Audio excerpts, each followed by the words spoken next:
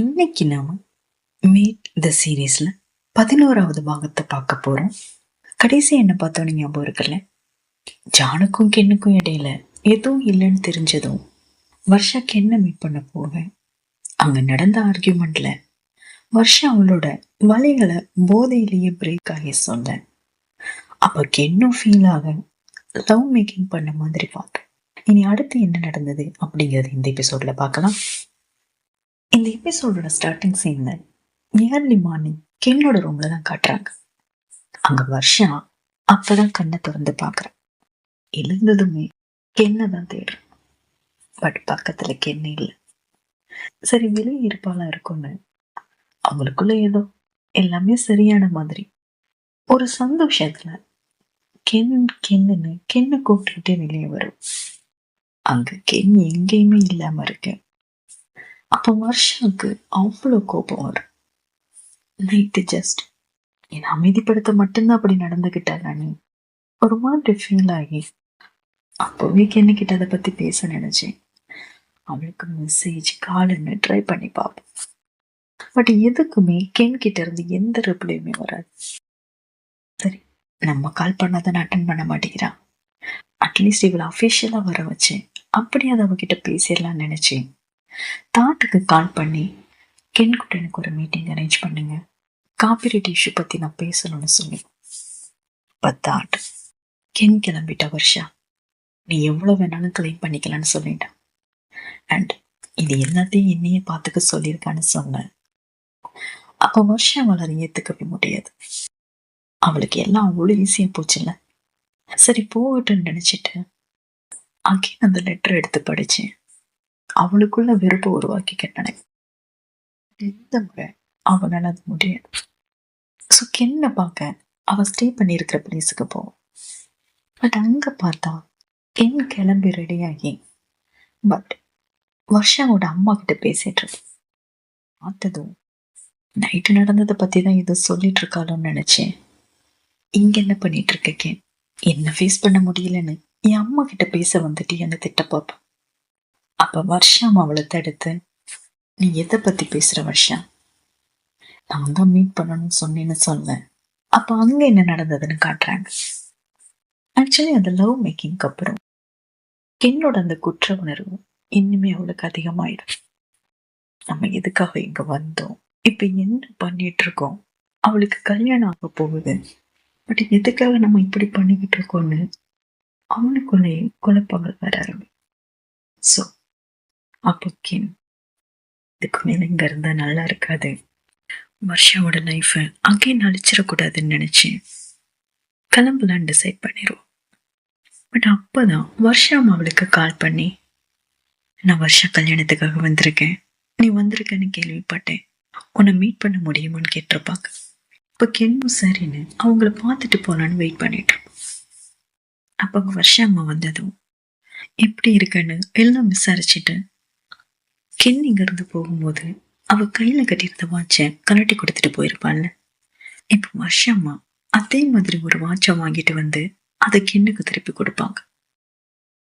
Ken அதை பார்த்துட்டு, நீ இதை திருப்பி தர வேண்டியது இல்லைன்னு வேணான்னு சொல்லுவோம். பட் வர்ஷா அம்மா, இல்லம்மா, நாங்க கஷ்டப்படும் போது இந்த வாட்ச் எங்களுக்கு ரொம்பவே யூஸ்ஃபுல்லா இருந்தது, பட் இப்ப நாங்க நல்லா இருக்கோம், நீ பண்ண உதவியை நான் மறக்க மாட்டேன், பட் ப்ளீஸ் வாங்கிக்கோன்னு சொல்ல. அப்ப என்னாலையும் அதை மறுக்க முடியாம அதை வாங்கிப்போம். இப்படி இவங்க பேசிட்டு இருக்கும் போதுதான் வர்ஷா வந்து கோவப்பட்டிருப்பான். இப்போ வர்ஷாமா, நான் அந்த அவளை மீட் பண்ணணும்னு சொன்னேன், அவளோட வாட்சை திருப்பி கொடுக்கறதுக்காகன்னு சொல்ல வர்றதுக்குள்ள கென் அதை டைவர்ட் பண்ற மாதிரி, எனக்கு ஃப்ளைட்டுக்கு லேட் ஆயிடுச்சு ஆண்டி, நான் கிளம்புறேன்னு போக பார்ப்பேன். பட் வர்ஷாக்கு அந்த டைம்ல கென்ன போக அலோவ் பண்ண மனசே வராது. எப்படியாவது அவளை தடுத்தே ஆகணும்னு மட்டும் அவளுக்கு தோணும். ஸோ அதுக்காக இருக்கு, எப்பவும் ஓடி போறது உனக்கு இப்பதான் பழகி போச்சுல்ல, நீ எனக்கு விஷ் பண்ண தானே வந்தேன்னு சொன்ன, இப்போ என்னாச்சு, நான் கல்யாணம் பண்ணிக்கிறத உன்னால பார்க்க முடியலையா, இல்ல இங்க இருந்த உன்னோட மனசு மாறிடும் நினைச்சு பயப்படுறியா? நீ தான் பெரிய இவளாச்சே, உனக்கு அவ்வளோ கட்ஸ் இருந்தா என் கல்யாணத்தை அட்டன் பண்ணிட்டு போ. அப்படி இல்லை இப்பவே உன்னோட தோல்வியை ஒத்துக்கிட்டு கிளம்புன்னு அவளை ஸ்டிமுலேட் பண்ற மாதிரி பேச, கென்னுக்கு தான் சேலஞ்ச் பண்ணா அதை அவ அப்படியே செஞ்சிருவாங்க. ஸோ இப்போ வருஷம் இப்படி பேச, அப்ப கென்னும் அதே ஆட்டிடியூட்லயே பயமா? எனக்கு பயமா? என்னை வச்சுட்டு உன்னால கல்யாணம் பண்ணிக்க முடியும் நீ நினைக்கிறியா? சரி, பார்த்துடலாம். இந்த கல்யாணம் ஃபுல்லா உன் கூட இருந்து இந்த கல்யாணத்துல எனக்கு எந்த அப்ஜெக்ஷனும் இல்லைன்னு ப்ரூவ் பண்ணிட்டு தான் நான் இங்க இருந்து கிளம்புவேன்னு சொல்லிடும். பட் அடுத்த சீன்லயே பார்த்தா அவசரப்பட்டுட்டோமோன்னு நினைச்சு நடந்தது சொல்லி புலம்பிட்டு இப்ப தாட்டு சிரிச்சிட்டேன். ஸோ இப்ப நீங்க பிரைடோட மெய்டு. வா, பட் ஒன்னு சொல்லியே ஆகணும் கென். ஒன்னு மெய்டா மாத்த அவனால மட்டும்தான் முடியும்னு சொல்லி நக்கல் பண்ணிட்டு, அப்புறம் நீ ஓகேவா கென், இதை உன்னால பண்ண முடியும்னு நினைக்கிறியா? இந்த வெட்டிங்க்கு அப்புறம் நீங்க 2 பேரும் ஒரு நல்ல நண்பர்களா இருக்க முடியும்னு தோணுதா அப்படின்னு கேட்க, அப்ப கென்னுக்கு ஒரு மாதிரி இருக்கும். இருந்தாலும் சமாளிச்சிட்டேன். ஃப்ரெண்டா இவ்வளவு நடந்ததுக்கு அப்புறமும் அவ என்ன மன்னிச்சு எங்களுக்குள்ள நட்பு உருவாகிறது அதுக்கெல்லாம் வாய்ப்பே இல்லைங்கிற மாதிரி சொல்லிட்டேன். பட் எதுவா இருந்தாலும் ஓகே, வருஷம் சந்தோஷமா இருக்கணும். அவளை கேர் பண்ணிக்கிற நல்ல பையன் அவளுக்கு கிடைச்சிருக்கான், அதுவே எனக்கு போதுன்னு சொல்ல, அப்ப தாட்டு டக்குன்னு ஓகே நான் சொல்ல மறந்துட்டேன். சரி, இந்த மேரேஜ் ஆர்கனைஸ் பண்ண போறது யாருன்னு தெரியுமான்னு கேட்டுட்டு சிங்கோட பேரை சொல்லும். அப்ப கேன் சிங்கா இங்கயா எப்பட்றான்னு கேட்க, அப்படியே ஒரு குட்டி ஃபிளாஷ்பேக் காட்டுறாங்க. ஜான் ப்ரப்போஸ் பண்ணிருப்பாருல அன்னைக்கு நைட்டு அதே ஹோட்டல்ல சிங்கையுமே யதார்த்தமா தாட் மீட் பண்ணிடுவாரு. அங்க சிங் ஒரு வெட்டிங் ஆர்கனைசரா இருப்பாரு. சிங் பார்த்ததும் ஒரு நிமிஷம் மனுஷன் அப்படியே ஃப்ரீஸ் ஆகி போன மாதிரி ஆயிடுவாரு. அப்புறம் அந்த ஃபீல்லையே கிட்ட வந்து நீ ஏன் என்னை விட்டு போன சிங்கன்னு தான் ஃபர்ஸ்ட் கேட்பார்.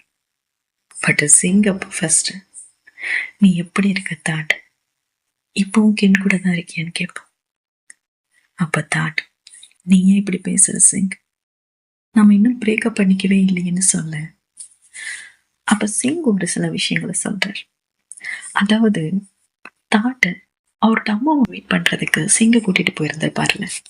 அப்ப அங்க என்ன நடந்திருக்கும்னா, தாட்டோட அம்மா சிங் கிட்ட தனியா பேசிட்டு இருக்கும்போது, நான் இந்த காதலுக்கு எதிரிலாம் கிடையாது, பட் என் பையனோட வாழ்க்கை துணை அவனை உண்மையா காதலிக்கிற பர்சனா, அவனை நல்லா பாத்துக்கிற பர்சனா, அவனுக்கு தகுதியானவனா இருக்கணும்னு நினைக்கிறேன்னு சொல்லியிருப்பாங்க. அப்ப சிங்கும் உங்களோட நம்பிக்கையை ஜெயிக்கணும்னா நான் என்ன பண்ணணும்னு கேட்டிருப்பாரு. அப்ப அதுக்கு தாட்டம்மா நான் 1 மில்லியன் பாத் உனக்கு கொடுக்குறேன், அதை 5 மில்லியன் பாத்தா மாத்தி காட்ட முடியுமான்னு கேட்பாங்க. அப்ப சிங்கும் கண்டிப்பா என்னால முடியும் மேம், பட் அதுக்கு உங்களோட இந்த மணி எனக்கு தேவையில்லை, நானே அதை ஏர்ன் பண்ணி காட்டுறேன்னு சொல்லிட்டு தான் வந்திருப்பாரு. ஸோ அதை ஏர்ன் பண்றதுக்காக தான் தாட்டை விட்டுட்டு வந்திருப்பேன். இப்ப இந்த தாட்டுக்கிட்ட சொல்லிட்டு உன்னை காதலிக்க ஒரு தகுதியான பர்சனை என்னை உருவாக்கிக்க நினைச்சேன், நான் இன்னும் அதை கம்ப்ளீட் பண்ணலைன்னு ஃபீல் பண்ணிட்டே சொன்னேன். அப்ப தாட் என் அம்மா இந்த பணம் இது எல்லாத்தையும் விட்டுரு, நம்ம ரிலேஷன்ஷிப் பத்தி நீ இப்ப என்ன யோசிக்கிறான்னு கேட்ப. அப்ப சிங்கு நான் உன்னை ரொம்ப மிஸ் பண்றேன் தாட், இந்த 3 வருஷ போராட்டத்துல எப்ப உன்னை தொலைச்சிட்டேன்னு ஃபீல் பண்றேன்னு சொன்னேன், உன்னை இப்போ ஒரு முறை ஹக் பண்ணிக்கலாமான்னு கேட்க, அப்படியே அங்க 2 பேருமே எமோஷனலா ஹக் பண்ணிப்பாங்க. ஸோ இப்ப இது எல்லாத்தையும் கென் கிட்ட சொல்லிட்டு